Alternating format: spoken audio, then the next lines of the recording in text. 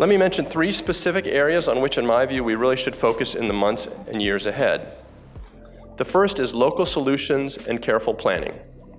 While we want projects to be scalable, and we shouldn't be forced to reinvent the wheel on every occasion, projects do have to be based on local needs and locally driven solutions. That means really understanding what the needs are and what the local community actually wants. We saw this firsthand in Vajda, where careful polling and detailed discussions with community groups was undertaken to ensure that the ideas initiated were actually what would best serve the community. The outreach resulted in well thought out plans that citizens, officials, and companies can follow and assess progress. After all, smart cities are not destinations, but are part of a process.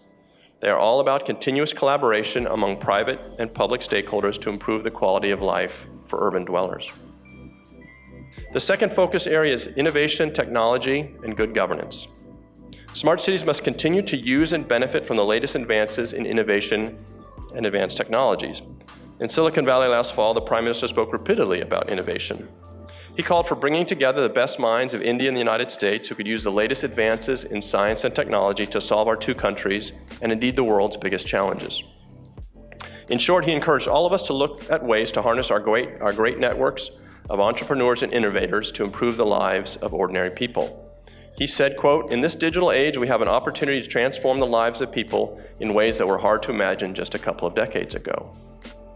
But we can't think of technology as a panacea. It's obviously not a cure-all, and we cannot forget that fundamental relationships are still essential. Those relationships that we form, the ability to build consensus, and our ability to hear and understand each other still form the core of our interactions, and no device or smart app can substitute for that interaction. An app, for example, cannot replace a town hall meeting or eliminate the need for citizens to be able to meet face-to-face with city officials when necessary. Relationships matter.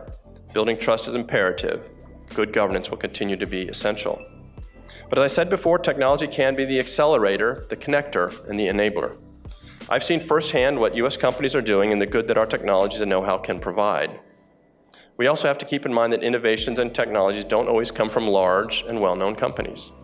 We have, for example, seen young women from a slum area here in Mumbai develop a safety app with a GPS locator and a panic function to improve women's safety.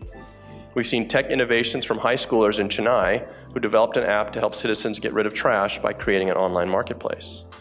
And many health NGOs have rolled out innovations in terms of digital health to get advanced diagnosis and treatment for those who cannot travel to a clinic or to a hospital. These are just a few of the countless important innovations being developed by Indians and Americans every day.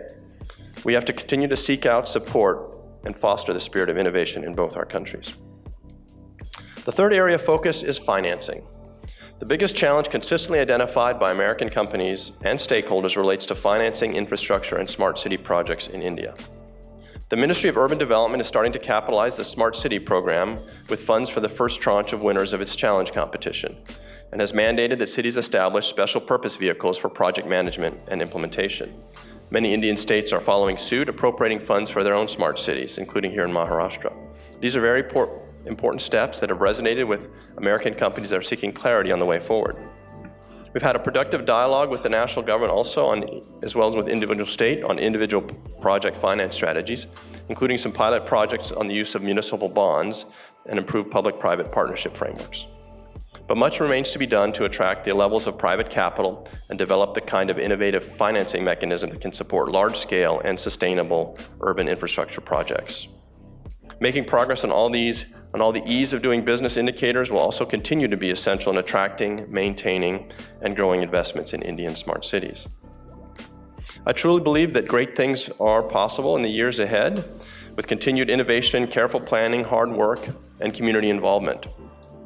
In closing, let me just say that as a US diplomat here in India, I'm excited about the possibilities that lie ahead not only for American Indian businesses, but for the chance for all of us to help transform the way that people live. So thank you again for inviting me, and I wish you all success here at this conference and beyond. Thank you.